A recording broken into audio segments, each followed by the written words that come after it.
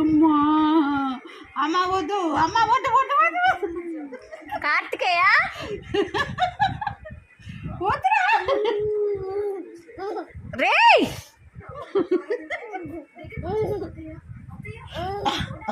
అరే రే రేయ్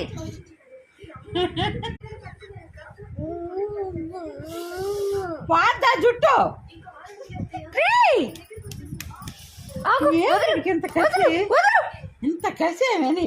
అరే ఏమిడు చెప్తున్నానా వదులు కార్తికేయ ఏమిడు వదులు చెప్తున్నానా చెప్తా ఉంటే ఏమంత వాదు ఏమి ఎందుకంటే చేస్తావు నీకు చెప్పేదే తప్పు కదా నీ జుట్టు పట్టుకుంటే